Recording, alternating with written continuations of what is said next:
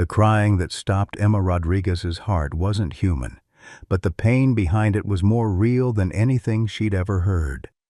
Her camera bag slipped from her shoulder, hitting the cracked asphalt as she stared at the overturned shipping container where the desperate whimpering echoed from beneath rusted metal. This wasn't supposed to be here. Emma's knees buckled as she crawled toward the sound, her hands trembling against the scorching Arizona concrete. The industrial district had been abandoned for months. No animals, no people, just empty warehouses and broken dreams. A faded military dog tag caught the afternoon light. Duke Jr. The German shepherd puppy beneath the container was barely breathing, his small body covered in mange so severe it looked like chemical burns. His amber eyes locked onto hers with an intelligence that shouldn't exist in something so broken. "Oh, God," she whispered, pulling out her phone. Who had done this? And why did this dying puppy feel like the answer to a question she'd been afraid to ask? Leave a like and share your thoughts in the comments along with the city you're watching from now. Let's continue with the story. Emma Rodriguez had photographed enough broken things to recognize when something was beyond saving. At 34, she'd documented 3 years of animal rescue stories across Arizona, but the rent-due notices stacked on her kitchen counter reminded her that good intentions didn't pay bills. Her 2010 Honda Civic wheezed in the driveway of her cramped Phoenix apartment, much like her bank account wheezed through each month. 6 months ago, she'd held her own rescue dog Max as the veterinarian administered the final injection. Cancer had eaten through his golden retriever body like wildfire, leaving Emma with a $3,000 vet bill and a silence so profound she sometimes caught herself listening for the click of his nails on linoleum. Her brother Jake called it unhealthy attachment. Emma called it love. Every story deserves to be told, every life deserves to be saved, she'd written on her photography website, words that felt increasingly naive as eviction notices multiplied. Her documentary work paid sporadically, a magazine feature here, a nonprofit campaign there, but passion projects didn't cover rent in a city where everything cost more than it was worth. 15 miles across town, Margaret Maggie O'Brien measured coffee for one into a machine that used to brew for two. At 78, she'd perfected the art of rationing silence. Her 4-bedroom suburban house still smelled like Tom's aftershave 18 months after his heart attack, but the scent was fading like everything else she tried to hold on to. The mailbox overflowed with sympathy cards that had long since turned into credit card offers and medical bills. Her teacher's pension covered the mortgage and utilities, but little else. Her adult children, scattered across 3 states, called dutifully every Sunday, voices bright with the forced cheer reserved for elderly parents. "You should downsize, Mom." Get into one of those nice senior communities. But Maggie kept Tom's coffee cup in the sink, unwashed, and his reading glasses on the nightstand. The house echoed with 42 years of marriage, his laugh during evening news, the shuffle of his slippers on hardwood, the gentle snore that had lulled her to sleep. Now, the television stayed on Channel 7 News all day, not because she cared about traffic reports, but because the anchorman's voice filled the space between her heartbeats. Hidden in her bedroom closet, beneath Tom's folded sweaters, sat $50,000 in life insurance money. For a real emergency, she'd told herself, though she wasn't sure what qualified anymore. The check had been sitting there for 8 months, untouched, like everything else in her life. 20 miles away, in a rusted trailer that leaked when it rained, Marcus Williams stared at a photograph of a German shepherd in military gear. Duke Sr.'s brown eyes looked back at him from the frame, forever frozen in better times before the IED explosion that had taken them both, one to death, one to this half-life of guilt and Jack Daniels. The photograph was all he had left of the war that had given him purpose and taken everything else away. Emma's hands shook as she dialed Dr. Sarah Kim's emergency line, the German Shepherd puppy's labored breathing counting down precious seconds. The veterinarian's voice crackled through the phone speaker, professional calm masking concern. "How bad?" Dr. Kim asked, the sound of jingling keys already audible in the background. "Severe mange, possible chemical burns, barely conscious," Emma whispered, afraid that speaking too loudly might somehow make it worse. "There's something else, Sarah. He's got a military dog tag, Duke Jr. Someone did this intentionally." The silence on the other end stretched too long. "I'll meet you at the clinic in 20 minutes. Emma, prepare yourself. If this is what I think it is, we're looking at extensive treatment. 8,000 minimum, maybe more." Emma's credit card balance flashed through her mind. $847, available credit across 3 maxed-out cards. Her checking account held $312 and a prayer. But as she carefully lifted the puppy, he couldn't have weighed more than 20 pounds, his amber eyes fixed on hers with a trust that broke something inside her chest. "We're going to fix this," she told him, though she had no idea how. The Gentle Paws Emergency Clinic smelled like disinfectant and hope. "Doctor." Kim's expression darkened as she examined the puppy under harsh fluorescent lights. Emma watched the veterinarian's face cycle through professional detachment, then shock, then barely controlled anger. "These aren't just mange lesions," Dr. Kim said, her voice tight. "Someone poured chemical drain cleaner on this animal. Look here." She pointed to a pattern of burns along the puppy's hindquarters. "This was deliberate, systematic." Emma's stomach lurched. "Who would—" "There's more." Dr. Kim's hands moved gently along the puppy's ribs. 3 fractured ribs, healed wrong. Rope burns around his neck. Old ones. "This baby has been tortured for months." The puppy, Ranger, Emma had started calling him, lifted his head at the sound of her voice. Despite everything he'd endured, his tail attempted a weak wag when she spoke. The resilience in that small gesture made Emma's vision blur. "The treatment plan," Dr. Kim continued, pulling up a computer screen. "Medicated baths, twice daily for the skin, antibiotics for infection, pain management, nutritional rehabilitation. We're looking at 8 weeks minimum care, probably longer.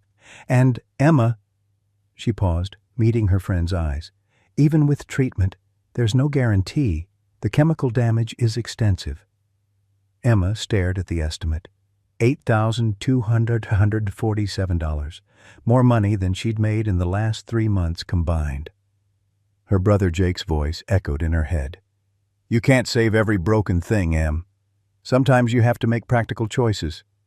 "Do it," she heard herself say. "Emma, how are you going to—" "I'll figure it out." She pulled out her phone, fingers moving to her mobile banking app. One by one, she requested cash advances from her credit cards, watching her available credit disappear like sand through fingers. Her car title, her camera equipment, her grandmother's ring, everything had a price if she needed it. That night, as Ranger slept fitfully in the clinic's recovery area, Emma sat in the parking lot making phone calls.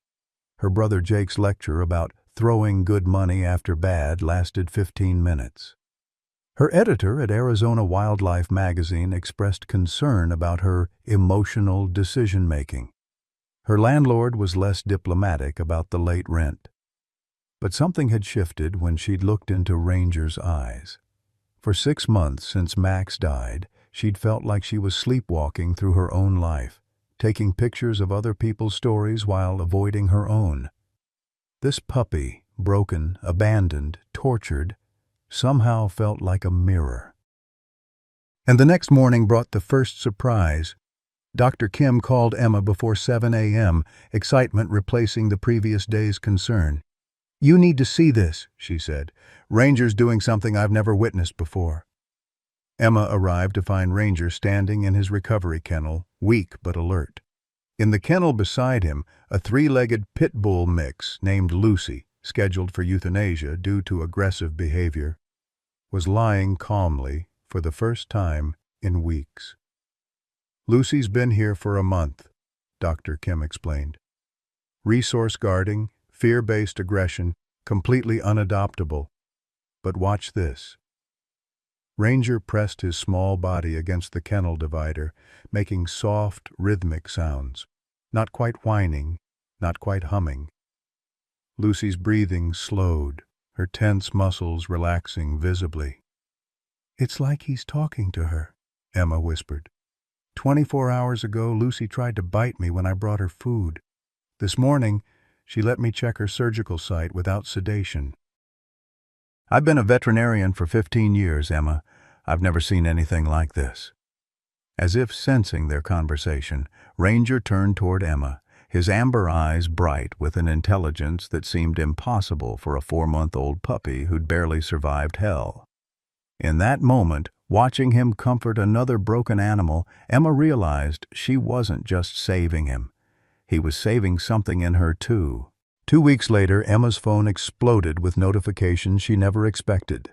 The video she'd posted of Ranger's recovery, 30 seconds of him gently comforting Lucy through the kennel bars, had been shared 18,000 times overnight. Comments poured in from across the country. "This puppy is an angel.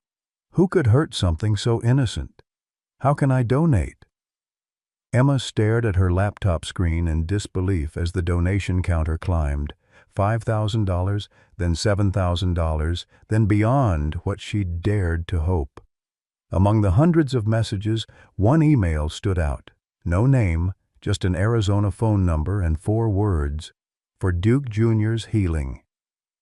The anonymous donor had sent $5,000. "This is incredible," Dr. Kim said, watching Emma print out donation confirmations. "You've covered his medical bills and then some.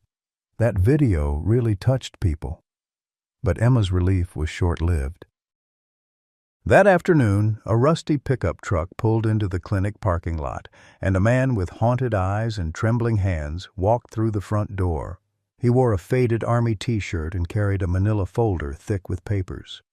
"I'm here for my dog," Marcus Williams said, his voice rough with years of whiskey and sleepless nights. "Duke Jr." Emma's blood turned cold. "I'm sorry, but I got the paperwork right here." Marcus slapped the folder on the reception counter. "Registration, vaccination records, purchase agreement from the breeder. That's my dog in there, and I want him back." Dr. Kim appeared from the back room, having heard the commotion. She studied the papers Marcus spread across the counter. Everything appeared legitimate.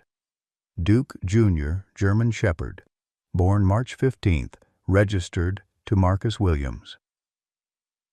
"Sir," Dr. Kim said carefully, "this animal was found abandoned, severely abused. He's been through extensive medical treatment, and I'm grateful for that. But he's still my property." Marcus's hands shook as he spoke, whether from anger or withdrawal Emma couldn't tell. "I've been looking for him for months. Someone stole him from my property." Emma stepped forward, heart pounding. "Stole him? He was dying under a shipping container, covered in chemical burns, starved, terrified." "That's none of your damn business." Marcus's voice cracked. "He's a working dog, military trained. Sometimes training gets rough." "Training?" Emma's voice rose. "You call torture training?" The tension in the room thickened as Marcus's facade crumbled.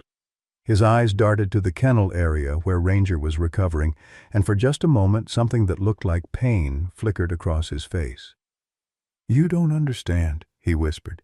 "His daddy, Duke Sr., died saving my unit in Afghanistan. This dog, he's all I got left of that. He's supposed to be tough like his father, but he's weak, useless." "He's a 4-month-old puppy!" Emma shouted. The shouting drew Ranger from his recovery kennel. He appeared in the doorway between the reception area and the back rooms, still thin and patchy from his healing mange, but alert. When he saw Marcus, everything changed. Ranger's entire body began trembling. He pressed himself against the wall, amber eyes wide with terror. A low whimper escaped his throat, the same desperate cry Emma had heard under the shipping container. Marcus stepped toward the puppy. "Come here, Duke. Come on." Ranger bolted. Despite his weakness, despite his injuries, he ran to Emma and pressed his small body against her legs, looking up at her with eyes that begged, "Don't let him take me." "Jesus Christ," Dr. Kim breathed. "Look at that fear response. That's trauma bonding, clear as day." Marcus's face flushed red. "He's just being dramatic. All dogs do that." "No, they don't." Dr. Kim's voice turned ice cold. "I've seen thousands of dogs reunited with their owners. This is terror, not excitement." Emma knelt beside Ranger, feeling his small body shake against hers. In that moment, looking at Marcus's bloodshot eyes and trembling hands, then down at the puppy who'd somehow learned to heal other animals despite his own trauma, she made a decision that would change everything. "No," she said simply. "Excuse me? No, you're not taking him." Emma stood, Ranger pressed against her legs. "Paperwork or not, I won't let you take him back to whatever hell you put him through." Marcus laughed bitterly. "Lady, you got no legal right to that dog. You can't just steal someone's property because you don't like how they treat it. Watch me." The words hung in the air like a challenge. Marcus's face cycled through confusion, anger, and something that might have been relief before settling back on rage. "Fine," he said, pulling out his phone. "My lawyer will be in touch. You got 72 hours to return my property, or I'm filing theft charges. That dog cost me $3,000, and I'll get him back." As Marcus stormed out, Emma felt the weight of what she'd just committed to. Ranger looked up at her with those amber eyes, still fearful but touched now with something that might have been hope. "Doctor." Kim placed a hand on Emma's shoulder. "You know he's right about the law. Legally, if those papers are real, then I'll fight it in court," Emma said, though she had no idea how she'd afford a lawyer. Some things are worth fighting for. That night, as Emma sat on her apartment floor with Ranger sleeping peacefully beside her for the first time, her phone rang. Unknown. Arizona number. "Is this the woman who saved Duke Jr.?" The voice was elderly, female, carefully controlled. "Yes, this is Emma Rodriguez." "Good. We need to talk." The coffee shop on Central Avenue buzzed with morning commuters, but Emma spotted her mysterious caller immediately. Margaret O'Brien sat in the corner booth, silver hair perfectly styled despite the early hour, hands wrapped around a mug that had gone cold. She wore the kind of understated elegance that spoke of better days, a pressed blouse, pearl earrings, and eyes that had seen too much. "Mrs. O'Brien?" Emma slid into the opposite seat, Ranger settling quietly at her feet.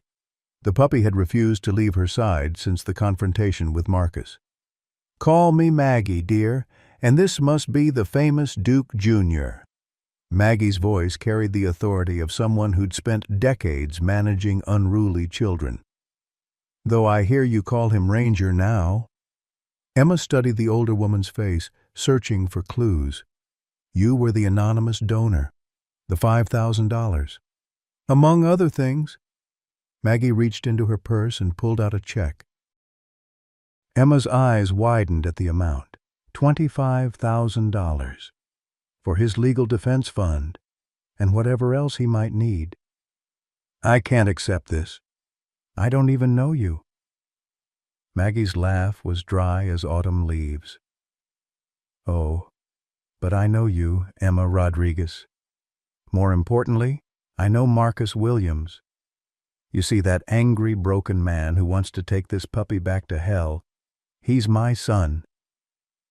The words hit Emma like cold water. She stared at Maggie, searching for resemblance to Marcus's haunted features. "Your son?" "I gave birth to Marcus Anthony Williams on November 3, 1978.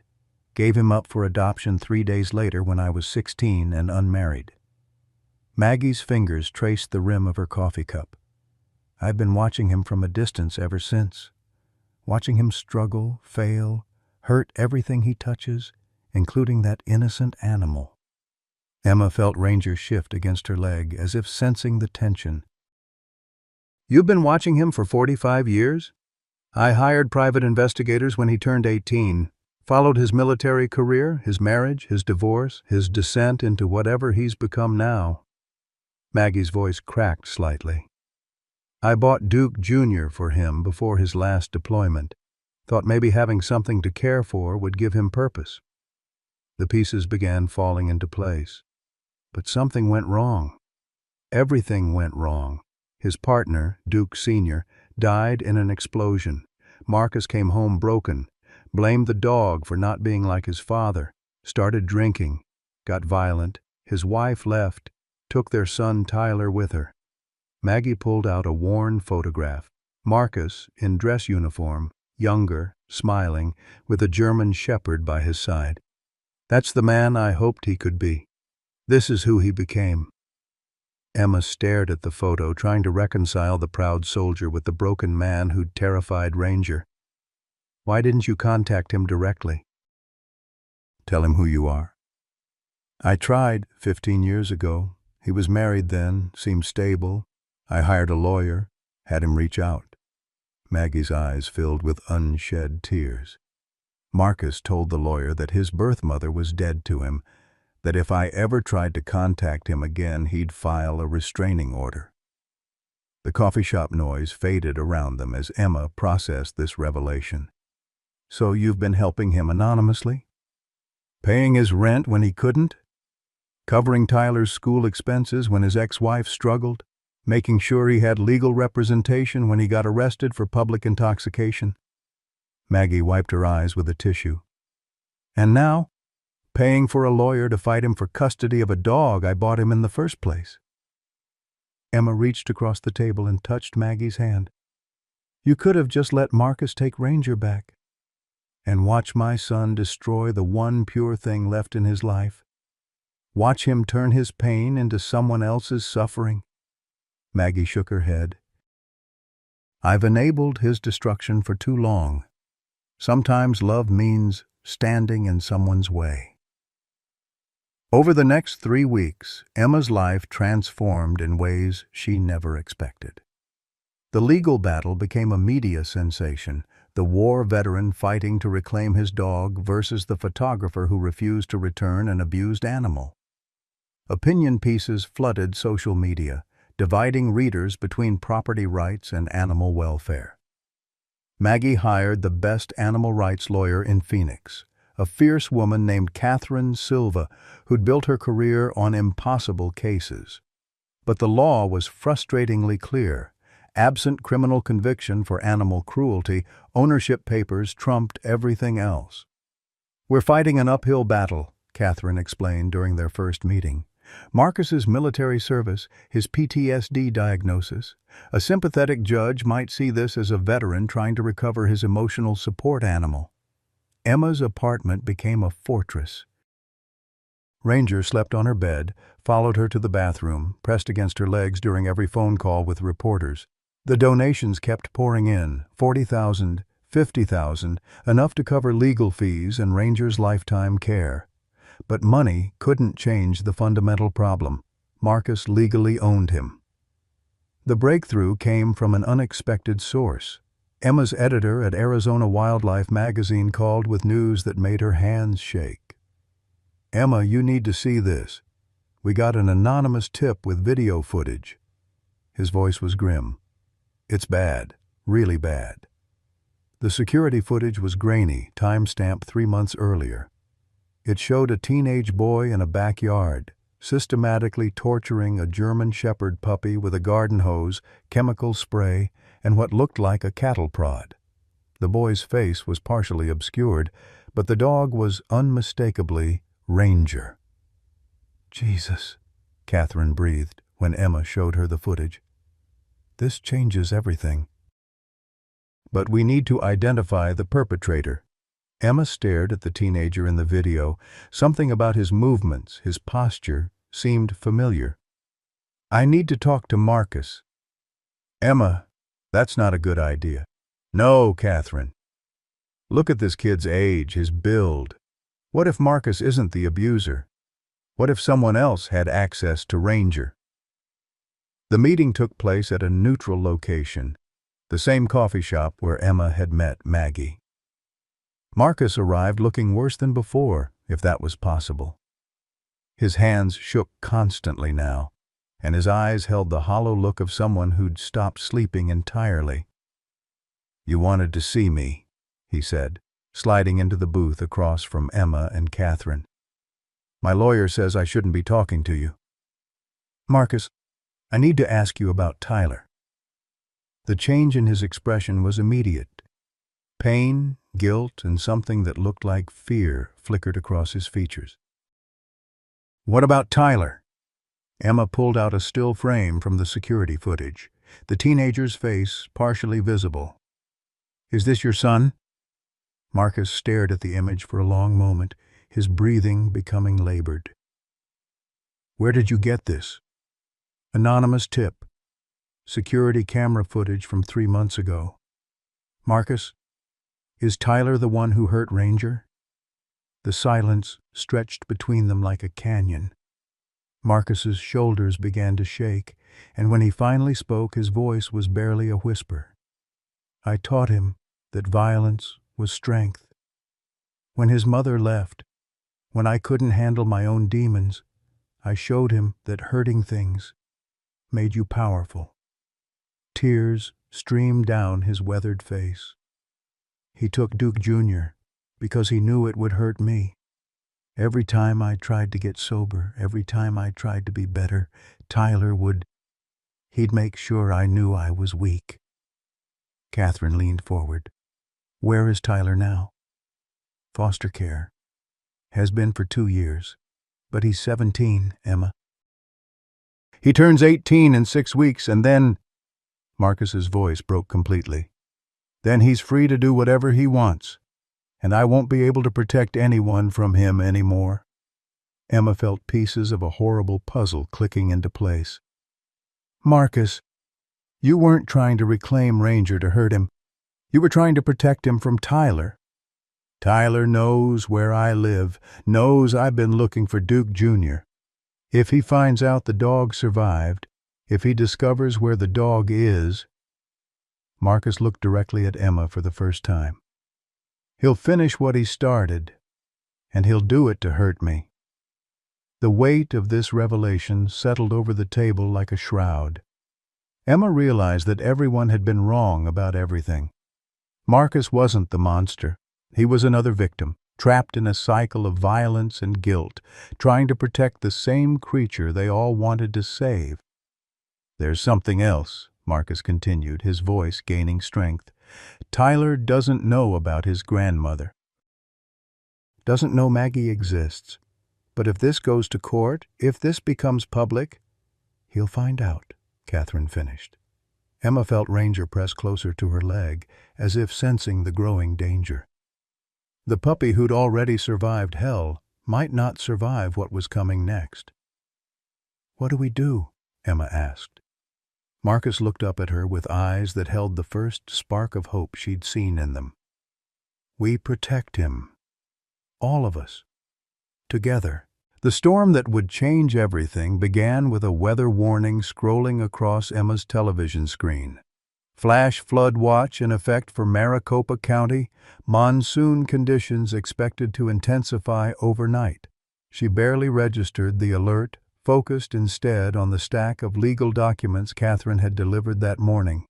Tyler Williams would turn 18 in 4 days, and their window to protect Ranger was closing fast. Maggie had moved into her guest room, ostensibly to help with Ranger's care, but Emma suspected the older woman was seeking refuge from her own loneliness as much as offering support.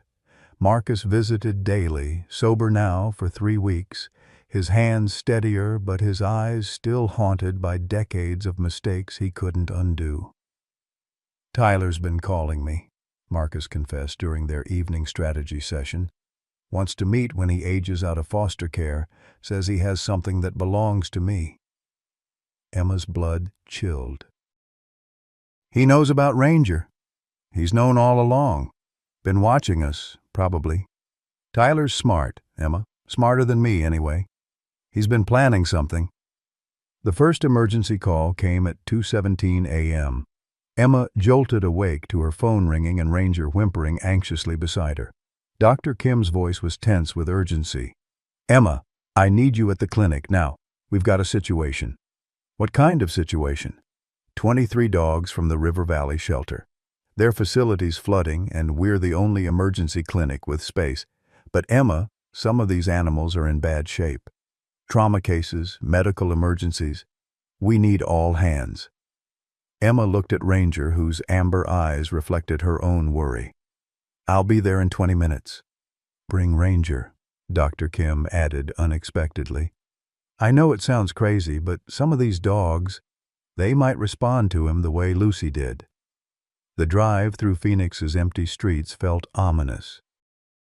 Monsoon clouds gathered overhead, and the first drops of rain splattered Emma's windshield as she pulled into the clinic parking lot. Dr. Kim met her at the door, exhaustion etched in every line of her face. "How bad?" Emma asked, carrying Ranger inside. "Bad. 3 dogs with severe injuries from floating debris. 2 having seizures from stress. Most of them are shut down completely. Won't eat, won't interact, just lying there waiting to die." Dr. Kim led Emma to the expanded kennel area. "And we've got something else. A problem."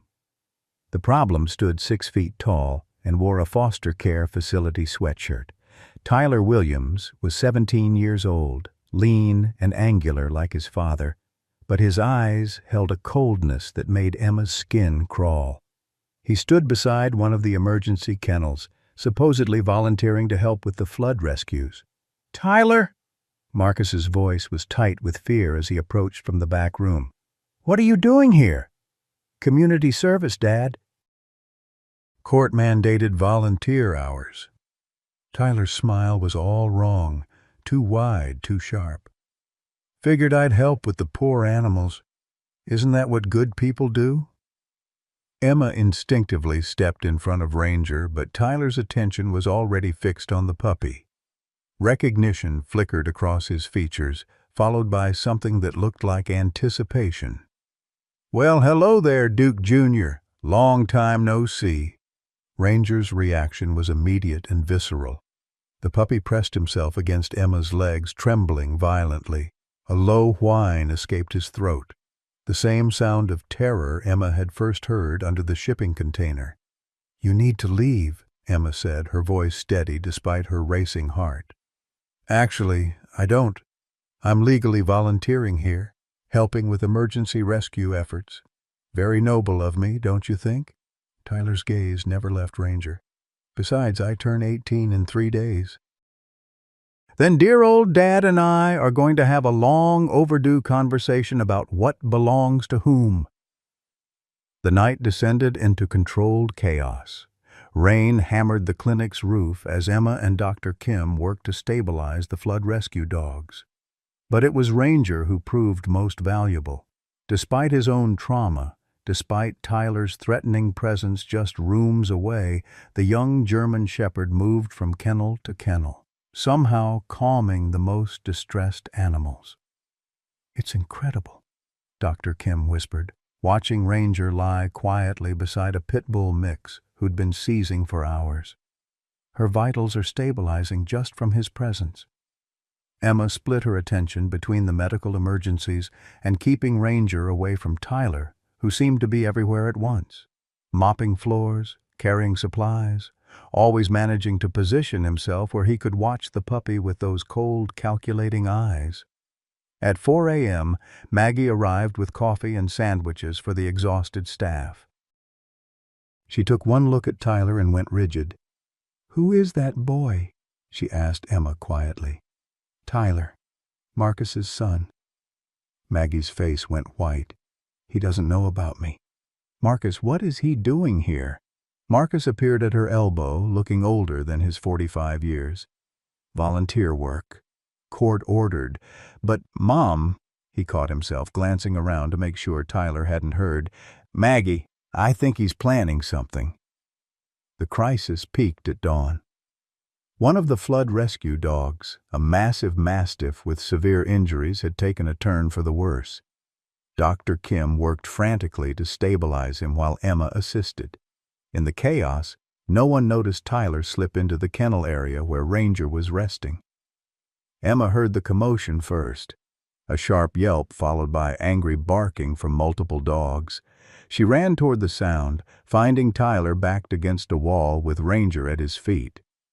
The puppy was conscious but dazed, and Tyler held something that gleamed metallic in the fluorescent light.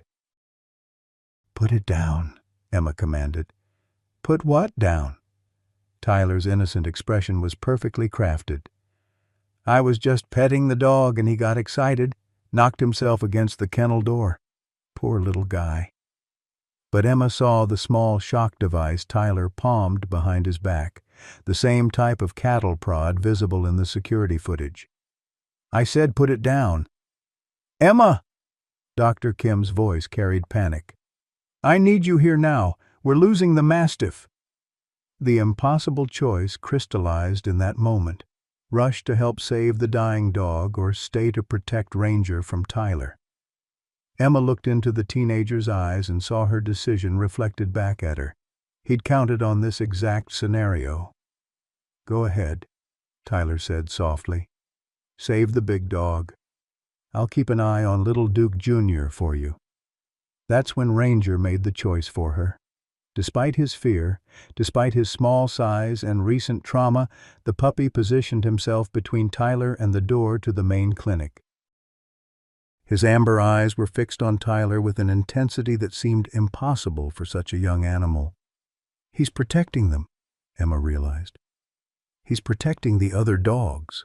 Marcus appeared in the doorway, taking in the scene, his son with a weapon, Ranger standing guard, Emma torn between emergencies.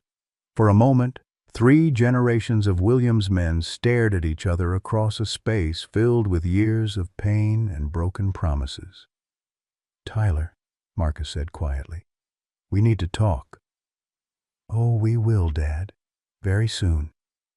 Tyler slipped the shock device into his pocket and smiled. "Happy early birthday to me, right?" As Tyler walked away, Emma knelt beside Ranger. The puppy was shaking, but unharmed. She realized that he hadn't just been protecting the other dogs. He'd been protecting everyone in the clinic from what Tyler might do if cornered. "Good boy," she whispered, gathering him into her arms. "Such a brave, good boy." But even as she comforted Ranger, Emma knew this was far from over. Tyler had shown them exactly what he was capable of, and in 3 days he'd be legally free to do whatever he wanted. The storm outside was weakening, but the real tempest was just beginning.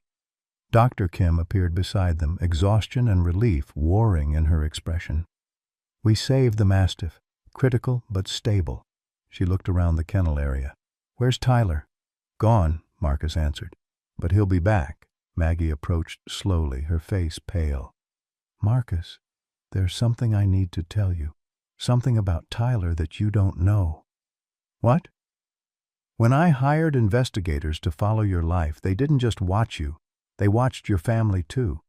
Your ex-wife, your son." Maggie's voice was barely audible.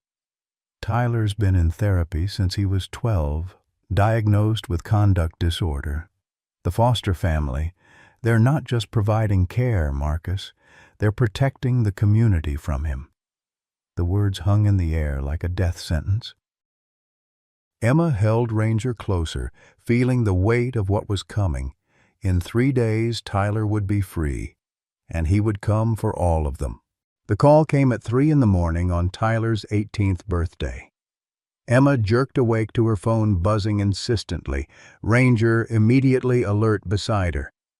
Maggie's voice was barely controlled panic. "Emma, he's here. Tyler's at my house. Call the police. He's not breaking any laws." He knocked on the door, said he was looking for his father's family. Said someone told him his grandmother lived at this address. Maggie's voice cracked. He knows, Emma, somehow. He knows who I am. Emma was already pulling on clothes, Ranger at her feet. Where's Marcus? On his way. But Emma, Tyler's not alone. He brought friends, 3 other boys, all around his age. They're sitting on my front porch like they own the place. The scene at Maggie's suburban home looked deceptively peaceful. 4 teenagers sat on the wraparound porch talking quietly among themselves. Tyler had grown taller in the 3 days since the clinic incident, or maybe it was just the confidence radiating from him now that he was legally an adult. His companions looked like they'd stepped out of a juvenile detention center. Hard eyes, predatory smiles, the kind of kids who'd aged out of the system with nothing to lose. Emma parked across the street, leaving Ranger in the car with the windows cracked. Marcus arrived moments later, his face gray with dread. "How did he find her?" Marcus whispered as they approached the house together. "Does it matter now?" Emma replied, though her mind was racing. Someone had told Tyler about Maggie. But who? Tyler's smile was radiant as they walked up the driveway. "Dad, perfect timing. I was just getting acquainted with Grandma Margaret. She's got quite a story to tell." Maggie stood in her doorway, trying to project strength but failing to hide her terror. At 78, she suddenly looked every year of her age. "Marcus, I'm sorry. I don't know how—" "Oh, that's easy," Tyler interrupted. "Public records are amazing things. Birth certificates, adoption papers, property deeds. Amazing what you can find when you know where to look." He gestured to his friends. "Meet my new family, Jake, Chris, and Mikey. We all aged out together. Real bonding experience." One of Tyler's companions, Jake apparently, spoke for the first time. "Tyler told us about his inheritance. Said his grandmother's got a nice place here. Plenty of room for everyone." Emma felt ice in her veins. "What inheritance?" Tyler's laugh was genuinely delighted. "Well, Grandma's getting on in years, living all alone in this big house. Anything could happen to an elderly person. Falls, heart attacks, accidents." His voice dropped to mock concern. "Good thing she's got family to take care of her now." Marcus stepped forward, his hands clenched into fists.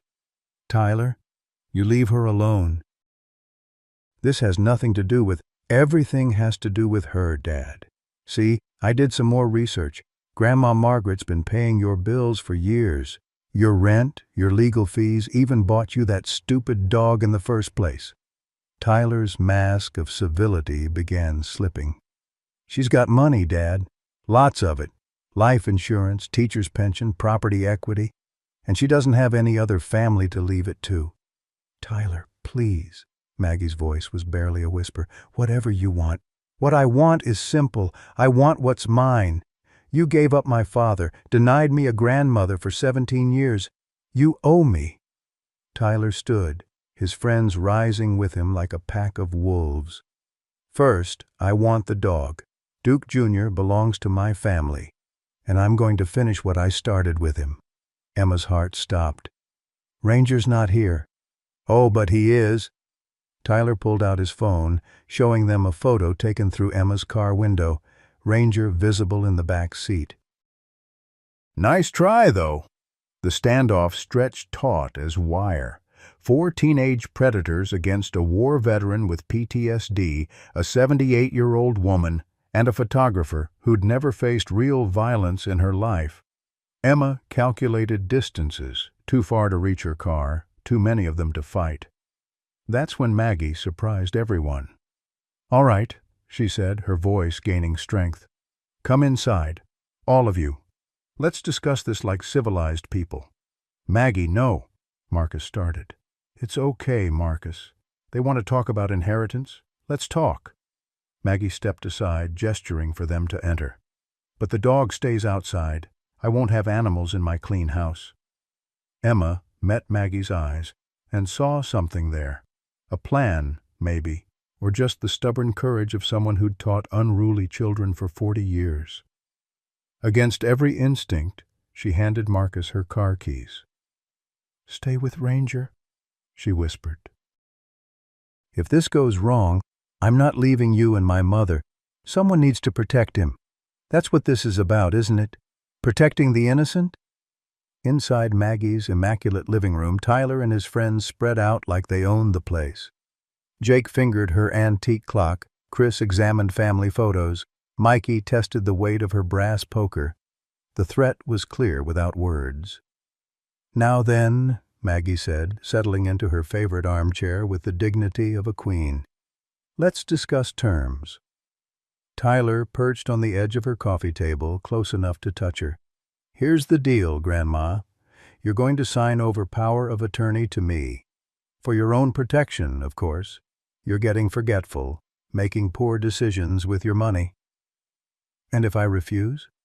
"Well, elderly people have accidents, especially when they live alone." Tyler's voice was conversational, almost gentle. "But you won't be alone anymore.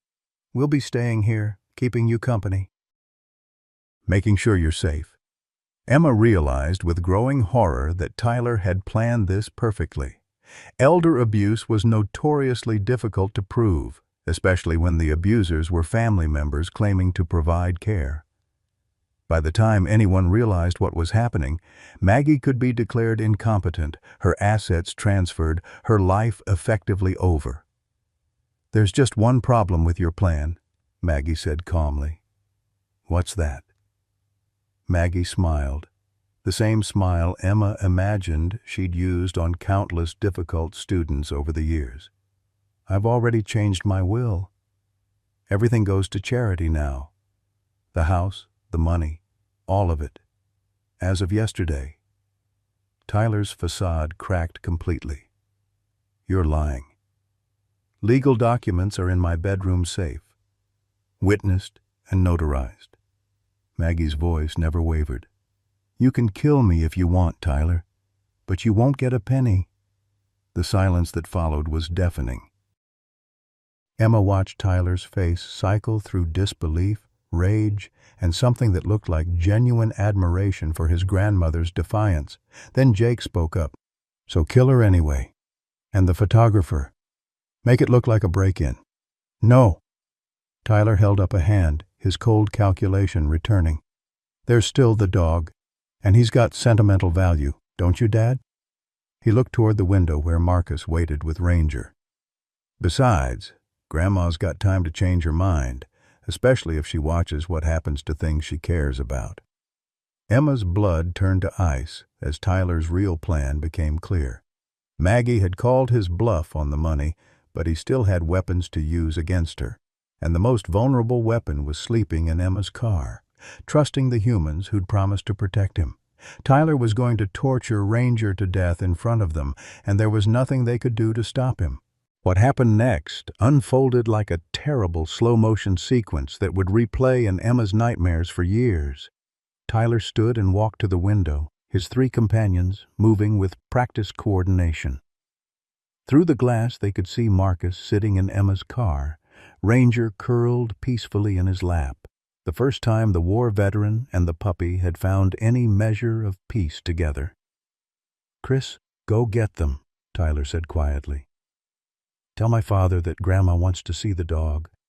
Something about making amends before she dies." Emma's heart hammered against her ribs. "Tyler, please, whatever you're planning."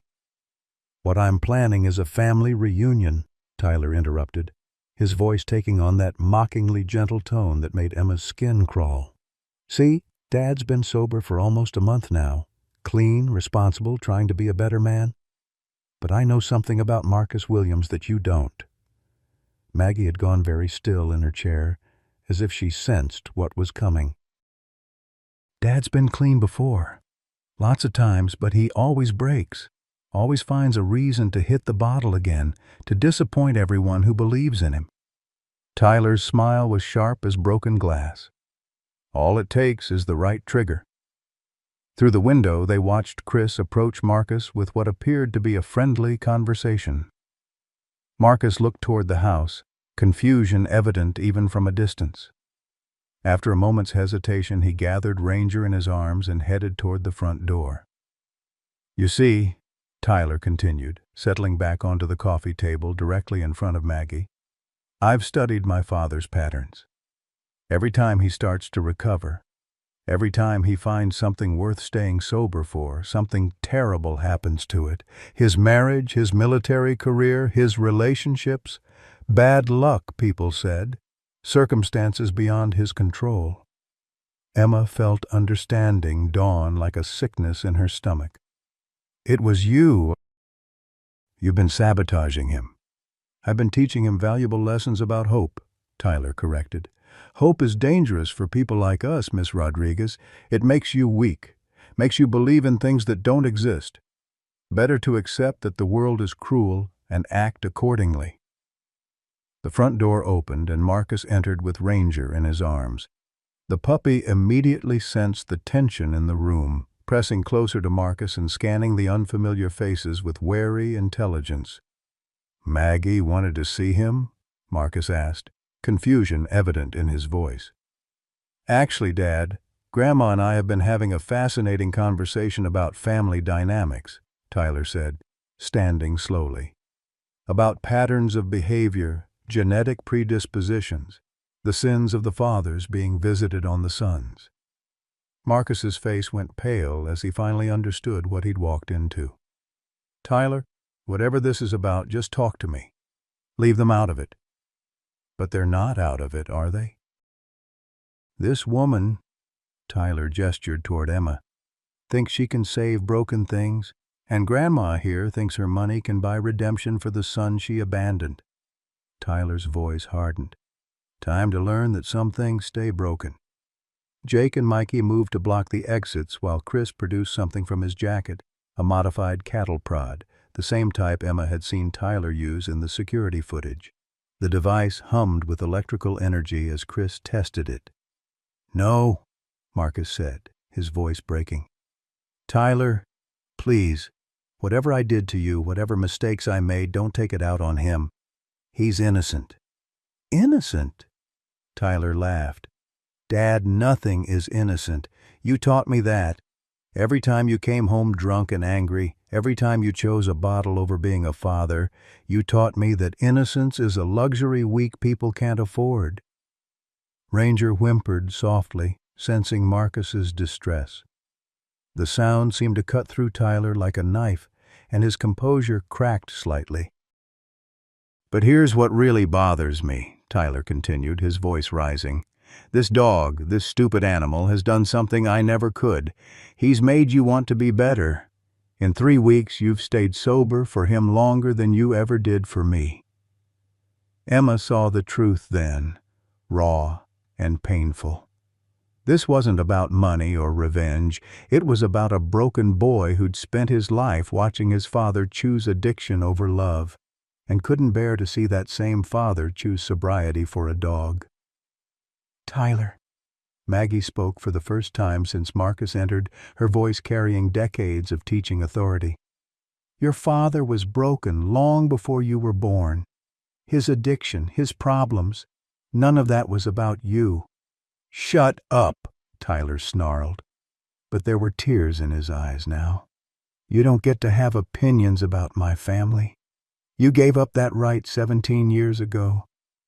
"You're right," Maggie said quietly. "I did give up that right.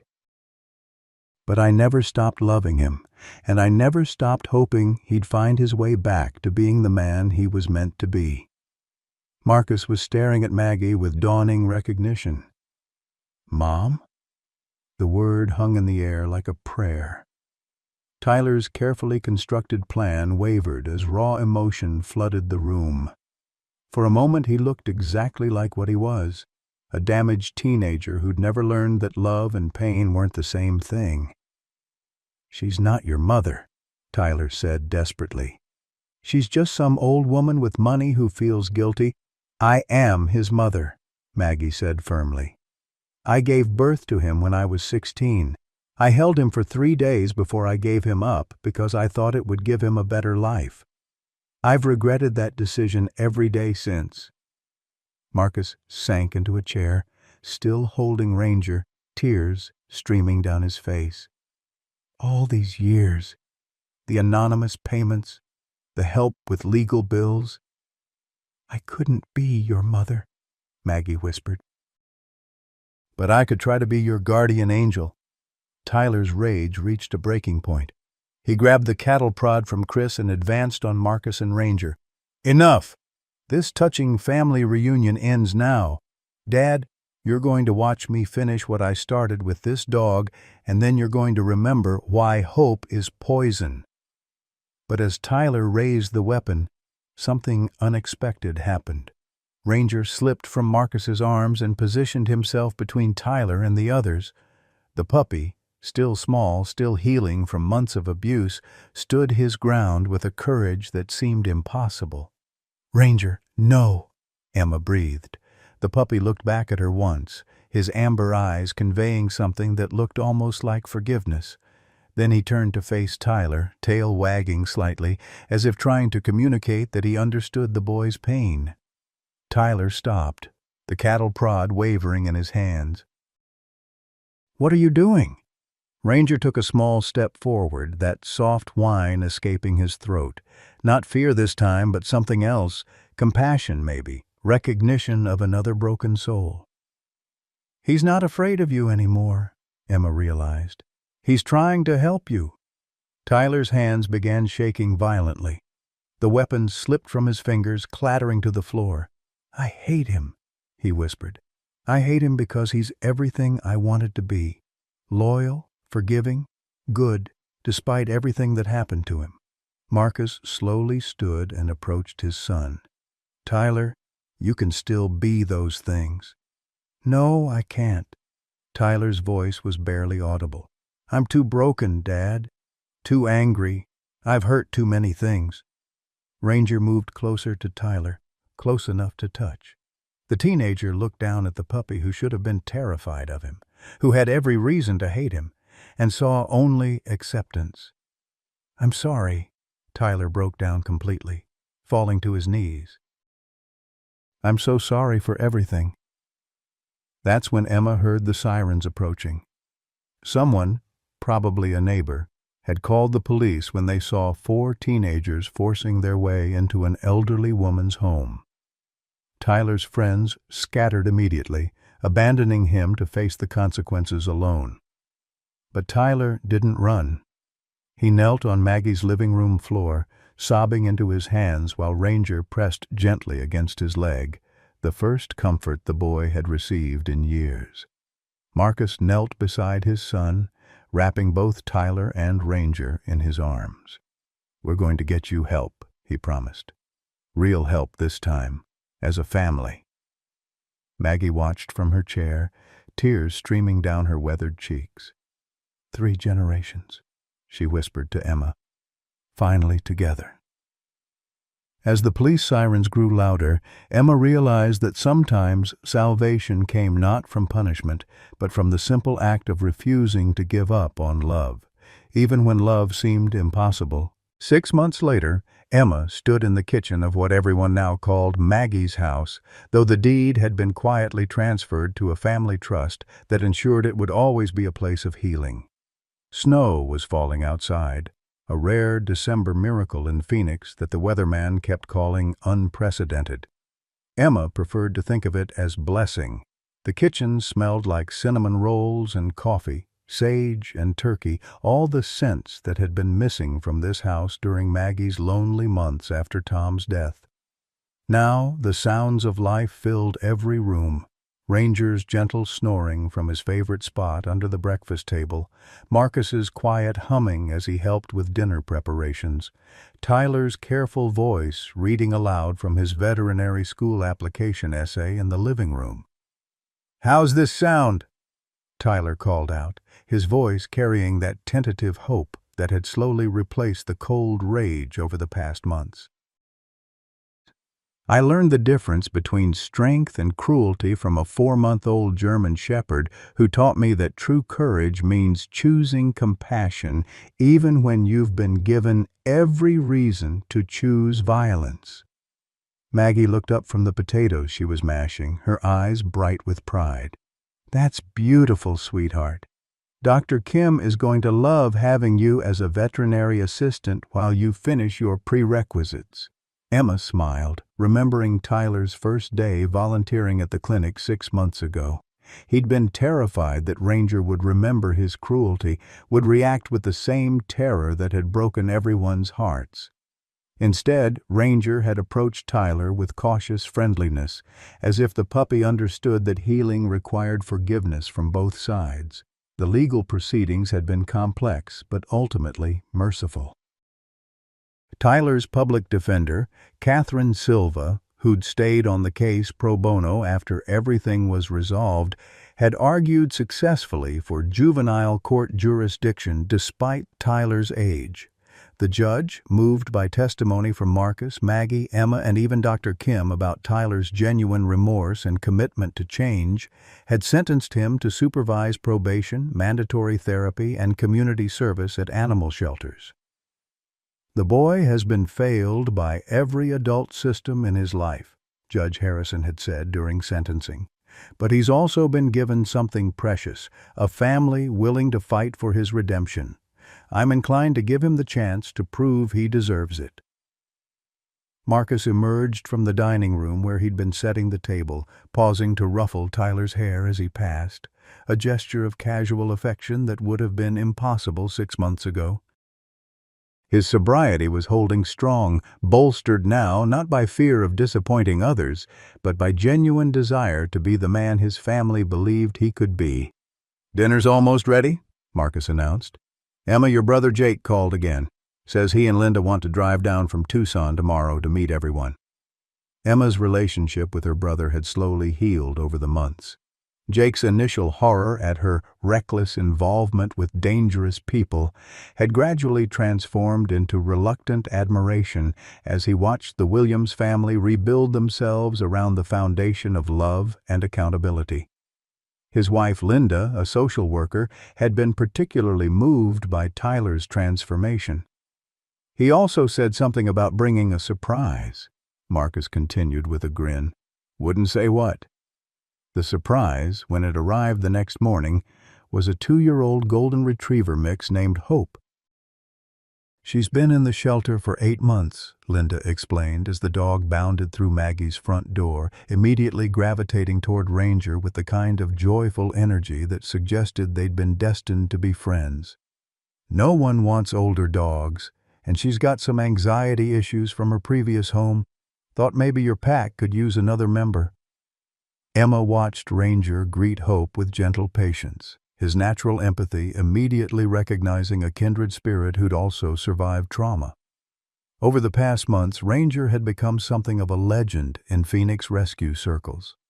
His ability to calm other traumatized animals had led to partnerships with multiple shelters and a waiting list of people hoping their difficult dogs might benefit from his therapeutic presence. "He's not magical," Dr. Kim always told the news reporters who occasionally still called about the miracle dog who saves other animals. "He's just learned that healing happens faster when you're not alone." The truth was simpler and more profound. Ranger had somehow intuited what humans often forgot, that pain shared was pain halved, and love multiplied when given freely. Christmas morning brought its own miracles. Emma woke to find Ranger and Hope curled together at the foot of her bed in the guest room that had become permanently hers. Downstairs, she could hear Marcus and Tyler talking quietly over coffee, a morning ritual that had started during Tyler's first week out of detention and continued every day since. The living room had been transformed overnight. Maggie, despite her arthritis and recent struggles with her blood pressure, had somehow managed to arrange presents under the tree that Tom had insisted on buying their last Christmas together. The ornaments were a mixture of old family treasures and new additions, a small German shepherd figurine that Tyler had carved in woodshop, a silver frame containing Emma's favorite photograph of the whole family, including both dogs, a handmade angel that Marcus had crafted during his outpatient therapy sessions. "Merry Christmas, Mom," Marcus said quietly, kissing Maggie's cheek as she settled into her favorite armchair with a cup of tea. "Merry Christmas, my son," she replied, her voice thick with the kind of contentment she'd thought lost forever. Tyler appeared in the doorway, looking younger than his 18 years in flannel pajamas and messy hair. The transformation in his appearance over the past months had been as dramatic as the change in his behavior. The hard edges had softened, the predatory alertness replaced by something that looked like peace. "Can I go first?" he asked, producing a small wrapped package. "I made something for Ranger." The gift was a leather collar, hand-tooled with intricate patterns and Ranger's name in careful script. But it was the inscription on the inside that made everyone's eyes fill with tears. "For teaching me that broken things can heal each other." Ranger submitted to the new collar with dignified patience, then immediately trotted over to Tyler for his customary morning greeting, a gentle nuzzle that still amazed everyone who witnessed it. The boy who'd once tortured this animal now received unconditional affection, and his careful, grateful response showed how deeply he understood the gift he'd been given. The rest of Christmas morning unfolded with the kind of warm chaos that Maggie had dreamed about during her lonely months after Tom's death. Wrapping papers scattered across the living room, dogs racing between family members to claim attention, laughter and conversations overlapping in the way that only happened when people felt truly at home with each other. Emma's gift to the family was a professionally bound photo book titled Home, A Story of Healing. It chronicled their journey from that first desperate day in the industrial district through Tyler's transformation, Marcus's sobriety, and the countless small moments that had built their unconventional family. The final photograph showed all of them, 3 generations of humans and 2 dogs, gathered around Maggie's dinner table the previous Sunday, heads bowed over the grace Maggie insisted on saying before every meal. "For broken things made whole," Emma had captured Maggie saying in the photo's caption, "for strangers made family, and for the reminder that love multiplies when we choose to share it." Tyler's gift to his father was more complex. A letter he'd written in therapy, detailing his memories of the good moments from his childhood, the times Marcus had tried to be the father Tyler needed despite his own struggles. "I want you to know that the addiction was never stronger than the love," Tyler had written. "It just took me 17 years to understand the difference." Marcus's gift to his mother was the most precious of all, a promise, written in his own careful handwriting and framed, to stay sober not just for himself or his family, but because life was too beautiful to experience through the fog of alcohol. Below his signature he'd added, "With gratitude to the son who taught me that redemption is always possible, and to the mother who never stopped believing it." Maggie's gifts were characteristically practical and deeply thoughtful. College fund contributions for Tyler's veterinary education, professional photography equipment for Emma's expanding rescue documentation work, and for Marcus, enrollment in a PTSD support group for veterans that met twice weekly and included therapy dog sessions with Ranger. But it was Maggie's final surprise that left everyone speechless. She produced a thick folder of legal documents and spread them across the coffee table. "I've established the Margaret and Thomas O'Brien Foundation for Animal-Human Healing," she announced. "It's going to fund research into therapy animal programs, provide grants for rescue organizations, and offer scholarships for people like Tyler who want to dedicate their lives to helping animals." Emma stared at the papers, seeing dollar amounts that made her dizzy. "Maggie, this is your entire inheritance." "No, dear," Maggie corrected gently. "Tom's life insurance and my teacher's pension were just money sitting in accounts, doing nothing but collecting interest. This is my inheritance, this family, this love, this chance to see broken things healed." She gestured around the room at all of them. "What good is money compared to this?" Tyler was crying openly now, something that would have been impossible 6 months ago. "Grandma, I don't deserve—" "None of us deserve grace, sweetheart," Maggie interrupted. "That's what makes it grace. We don't earn it, We don't purchase it. We don't even understand it most of the time. We just accept it and try to pass it along. As afternoon melted into evening, the family settled into the comfortable rhythms that had developed over their months together.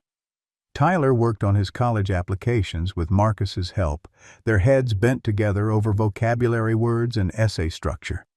Emma edited photos at the kitchen table while Maggie supervised dinner preparations, both dogs sprawled across their feet in companionable warmth.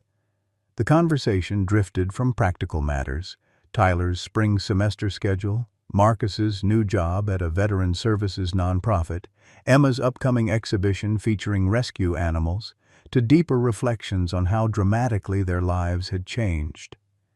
"Sometimes I think about that shipping container," Emma said as they gathered around the dinner table for their traditional Sunday family meal, even though it was Christmas. "What would have happened if I'd driven a different route that day, if I hadn't heard Ranger crying?" "But you did hear him," Marcus pointed out. "And you stopped. That wasn't coincidence, Emma. That was choice." Tyler looked up from carving the turkey, a task he'd requested specifically because it made him feel useful and trusted. "Dr. Martinez says there's no such thing as coincidence in healing. She says trauma and recovery both require witnesses, people who choose to see and respond instead of looking away." "Your therapist is a wise woman," Maggie observed, raising her water glass. "Speaking of which, I'd like to propose a toast."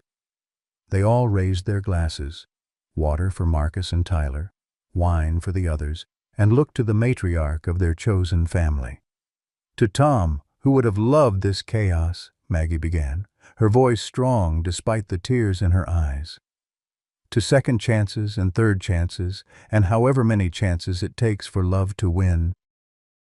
To the reminder that families aren't just born, they're built by people who choose to show up for each other every day, even when it's hard, especially when it's hard.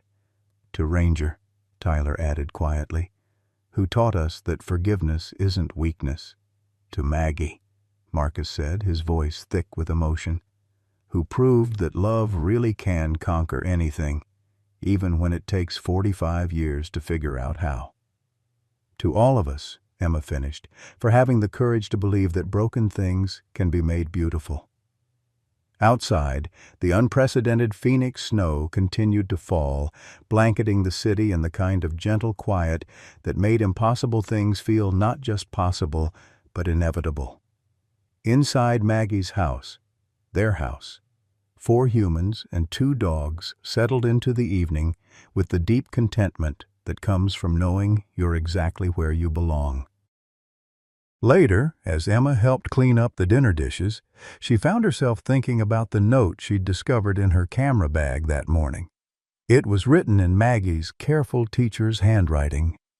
"Every story deserves to be told.